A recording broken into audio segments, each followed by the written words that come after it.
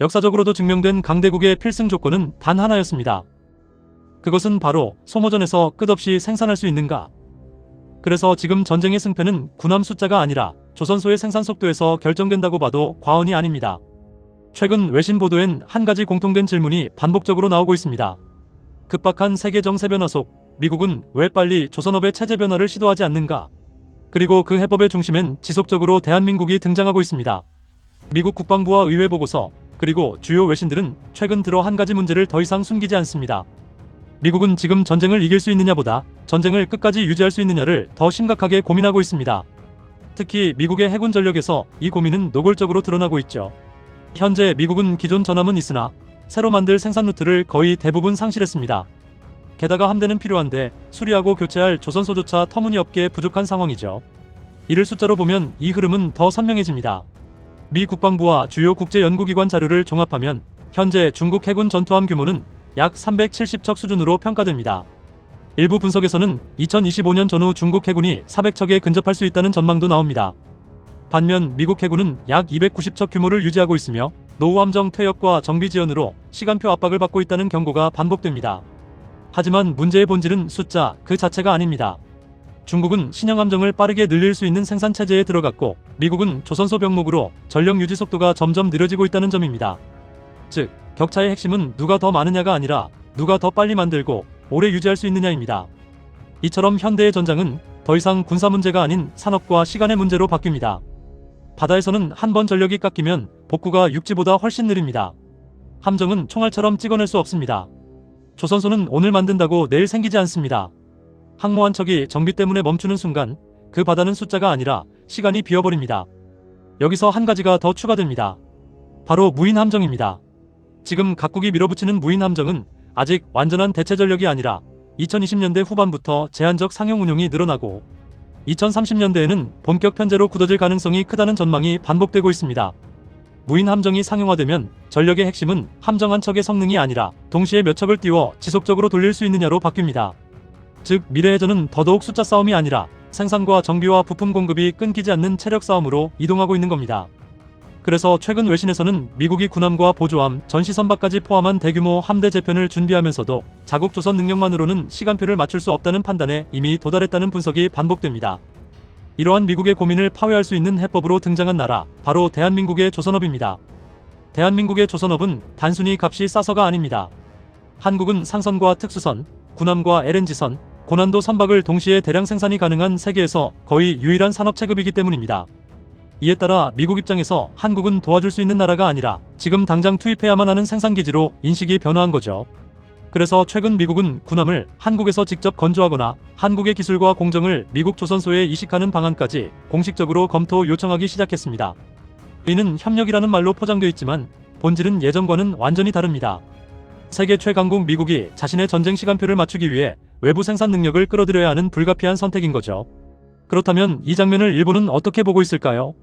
일본 또한 조선업과 해군력을 국가 전략의 핵심으로 봅니다.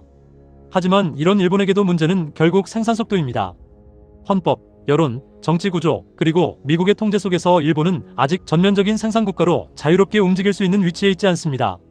그래서 일본 입장에서 미국이 한국 조선업을 군사 공급망으로 끌어들이는 장면은 동맹 강화이면서도 동시에 그들이 현재 추구하는 정책과는 미묘한 거리감을 느끼게 하는 신호가 됩니다. 다시 말해서 미국이 일본에게는 어느 정도의 역할을 맡기지만 한국에게는 생산과 유지라는 더 깊은 구조를 맡기고 있다는 뜻이 되기 때문입니다. 최근 일본은 중국을 향해 이전보다 훨씬 공격적인 언어와 태도를 보이고 있습니다. 대만, 센카쿠, 남중국해. 이제 일본 정치권에서는 중국을 잠재적 위협이 아니라 가시적적으로 규정하는 발언이 공공연해지고 있습니다. 하지만 여기에는 겉으로 드러나지 않는 일본 내부의 불안이 깔려 있습니다. 일본이 가장 두려워하는 건 중국의 군함 숫자가 아닙니다. 그보다 더 큰 공포는 전쟁이 벌어졌을 때 미국이 예전처럼 즉각적이고 충분한 해양 지원을 해줄 수 있는가라는 질문입니다. 미국 해군은 여전히 세계 최강입니다. 하지만 그들에게 닥치고 있는 현실은 다릅니다. 전쟁이 길어질수록 함대를 유지하고 교체할 시간과 생산 능력은 빠르게 소모됩니다. 이 공백을 일본은 그 누구보다 정확히 파악하고 있습니다. 그래서 일본은 중국을 더 강하게 압박하면서도 동시에 불안해하는 거죠. 정작 전쟁이 시작됐을 때 미국이 모든 해양 부담을 끝까지 떠안아줄 수 없는 건 아닐까? 바로 이 불안 요소가 일본을 더욱 더 공격적으로 만들고 있는 겁니다. 문제는 일본 스스로도 이 공백을 메울 준비가 완전히 되어 있지 않다는 점입니다.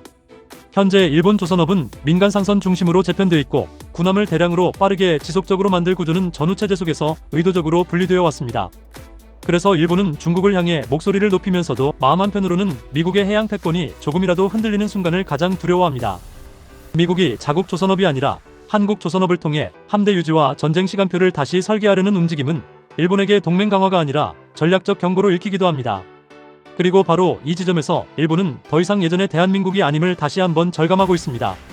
결국 전쟁이 길어질수록 누가 말하느냐가 아니라 누가 만들 수 있느냐가 결정권을 갖게 되기 때문입니다. 그렇다면 중국은 이 흐름을 어떻게 보고 있을까요? 중국은 이 움직임을 단순한 한미 협력으로 보지 않습니다.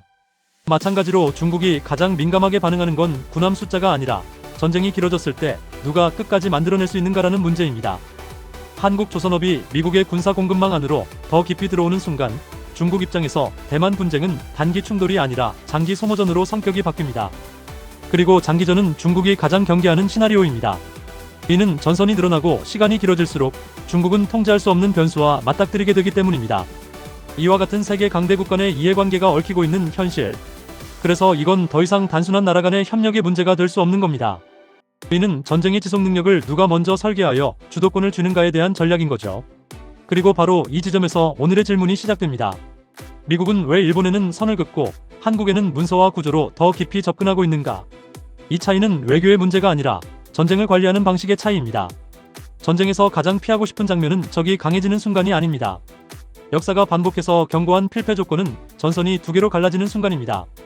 즉 전선이 둘로 갈라지면 전쟁은 전투가 아니라 통제가 무너지는 문제가 됩니다. 지금 세계에서 가장 위험한 단어는 전쟁이 아닙니다. 그것은 바로 확전입니다. 확전은 누가 원한다고 되는 게 아닙니다. 그래서 요즘 국제정세에서 가장 자주 반복되는 경고는 승패가 아니라 통제 상실입니다. 지금 전선은 이미 여러 곳에서 동시에 흔들리고 있습니다. 유럽은 장기 소모전에 들어갔고 중동은 불안정이 고정됐고 인도태평양은 충돌 가능성이 상시화됐습니다. 전선이 늘어났다는 말은 결국 하나를 뜻합니다. 그것은 미국조차 모든 불을 동시에 끌 수 없는 시대가 시작됐다는 뜻입니다.